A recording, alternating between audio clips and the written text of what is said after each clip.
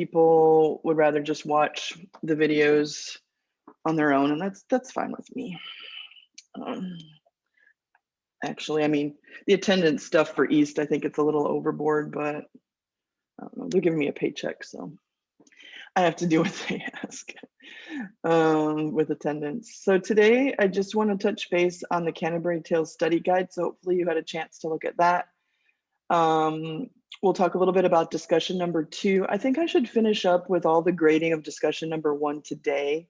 So you can look and see my feedback, but I had read through all of it. Now I'm just going back into fixing grades and making my comments to each person. I always want to give feedback, especially on the first discussion, because if you just get an 80, then you're like, oh, well, what could I do to improve? I mean, there's the rubric and there's the description, but I think it helps to have a specific comment.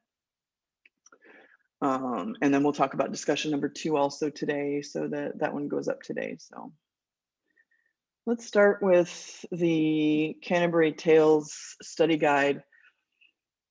Looking at the questions for the general prologue and the Wife of Bath's prologue and tale, is there anything from those that you want me to talk about? You can put the number of the question in the chat, or you can unmute and tell me, whichever you prefer. And I'll, like, look in your notes and see, do you have sufficient notes over all of those topics? And if not, then just ask me to talk about it and you can jot a few things down that way.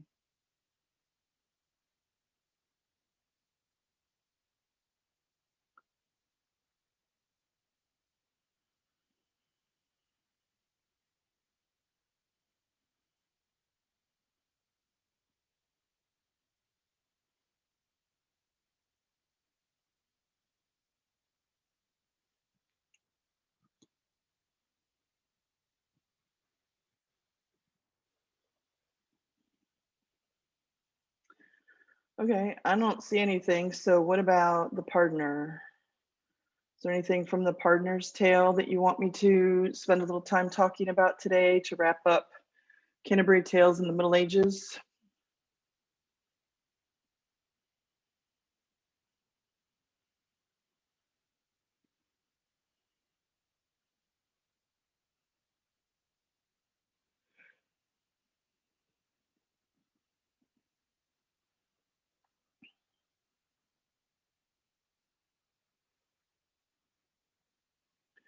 Okay, well, I'm trying to be patient. Sometimes people are reading or whatever. Okay, well, I mean, I just want to make sure everybody had the opportunity to clarify anything that might be confusing so that you can do the best on your notes, which you'll probably study for the midterm. So there are a couple of questions about Canterbury Tales in general, but I think we've kind of touched on those. I know that I've talked about how Chaucer tried to create really realistic characters, and I've talked a lot about, especially with the partner, number 2. So I think that maybe those 3 questions are pretty self-explanatory, or at least that we've discussed them before. The terminology that's listed there, those are terms that will show up on the midterm or could show up on the midterm. The midterm is set up so that there's a list of 50 or so terms that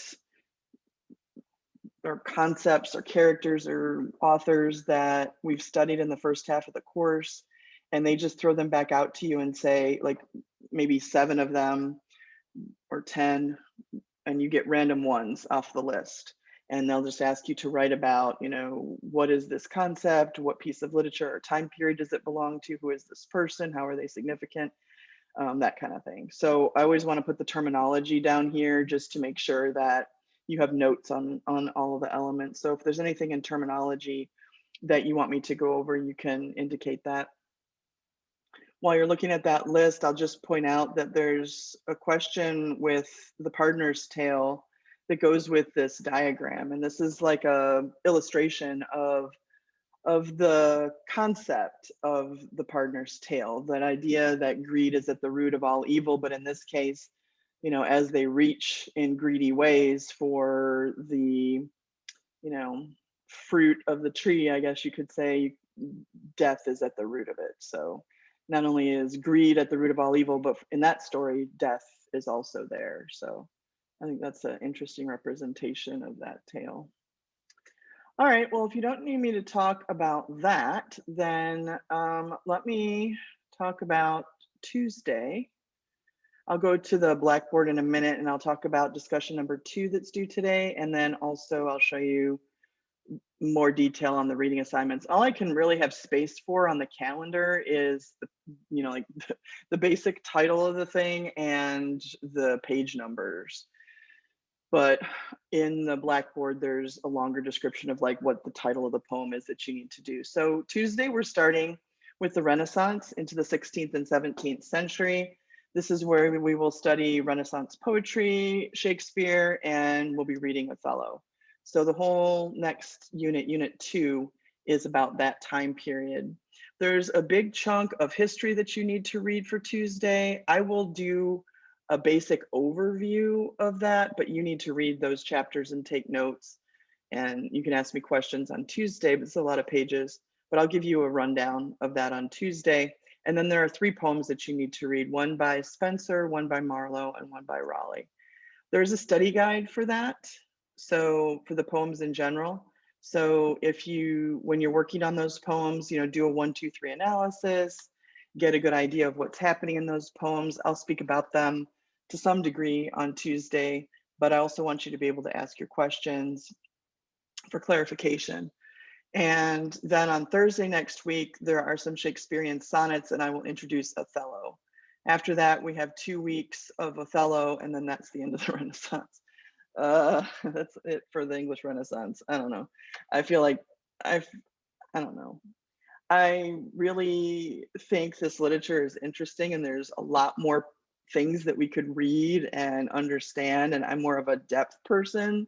So this skipping over the top of things is kind of annoying to me, but they want you to get a feel for all of English literature throughout history. So we'll be moving on from the Renaissance after 3 weeks. If you go to Blackboard, we don't have a discussion next week. No, there's not a discussion next week. I gave you a little break.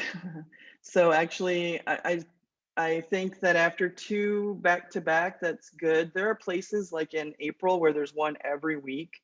But I think after 2 back-to-back, especially since next week we have a long weekend, I just kind of wanted to make it maybe just read and don't worry about discussion, and you can prepare yourself, start reading Othello, get into the next material. Also, I have to place the discussions where they fit. This discussion is about Renaissance poetry, discussion number 3. So I wanted to make sure, like, we have to have read and worked with it somewhat before we write about it. So it'll give you some time to be thinking about that poetry before discussion number 3 is due. Discussion number 4 is about Othello. So at that point, we'll be finished with the play. So I placed those discussions based on that. Plus I want to, there's another one, we don't have another one on the 26th because there's a paper due. So, yeah. So I tried to make it so that it wasn't heaping on you all the time. I don't know if that makes sense. I try to think like a student as much as I can when I'm making these decisions. All right, let me go to our Blackboard. So if you go to the course content for the 16th and 17th centuries, which is unit 2, let me put it on the student view because it looks a little different for you guys than it does for me.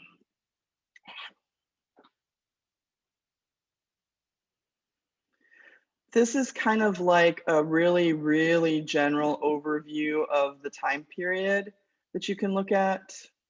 The readings is what I wanted to touch on. So the calendar has basically the readings per day, but this page, the readings for unit 2, has the page numbers and the names of the poems and that sort of thing. So you can go to the calendar, but the details about the reading assignments are here. So the background for the 16th century and Renaissance poetry, that's for Tuesday. The introduction to William Shakespeare and the sonnets are for Thursday next week. And then there's a study guide for that, and then we'll launch into Othello. There's a study guide for each reading assignment in Othello. It's basically an act per class period, which is about 10 pages. Othello's short. It's not in the physical textbook, by the way. I mean, it is in the physical textbook. It's not in the PDF that we've been using. The PDF is the 8th edition and the textbook is the 9th edition. So Othello is not in the PDF, it's here. I'll talk about that next week because it's not for 2 weeks that you need to worry about Othello. But I made a study guide for each reading assignment. There's one that's a little bit longer because I had to combine Acts 3 and 4 together on that day. So that one's like slightly longer than the other two. But Othello's one of the shorter of the Shakespearean dramas. Lots of times I teach Hamlet, but Hamlet is the longest of all the plays, so it doesn't suit our purposes. But you can go here and you can see under the readings for Unit 2, you can see the page, well, the page numbers are on the calendar too, but you can see the specific poem that you need to read. For Tuesday, the Introduction to the 16th Century and these 3 poems from Renaissance poetry.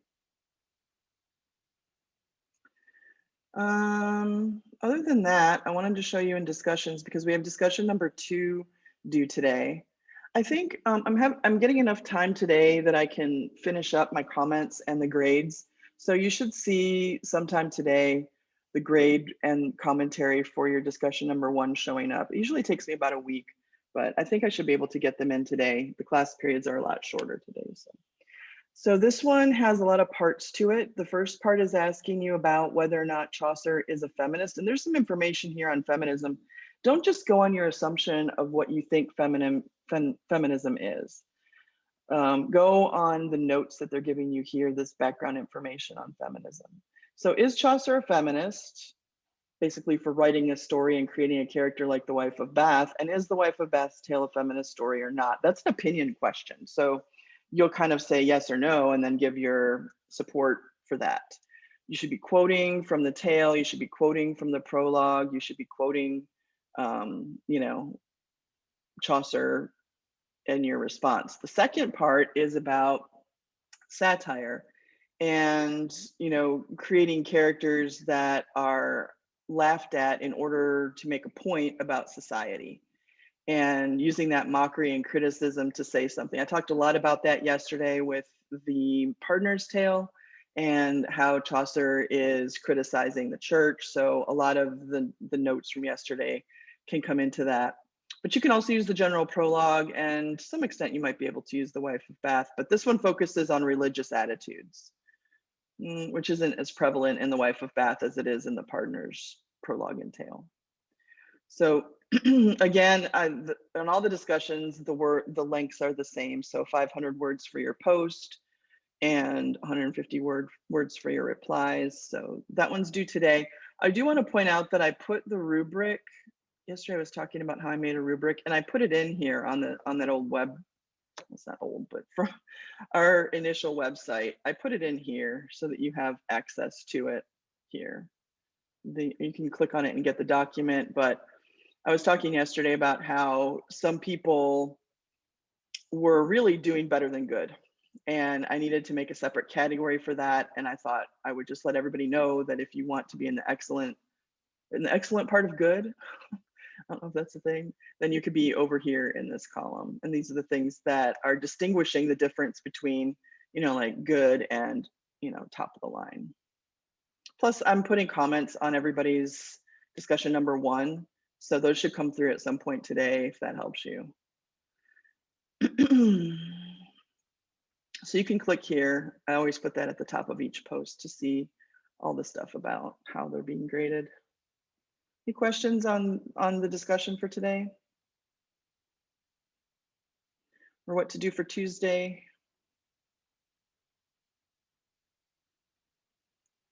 No.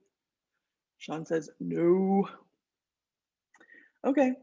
Well, that's pretty much it then. I did send out the, what do you call it? The advisory lesson for this week. So you can have a look at that. That's up to you. Other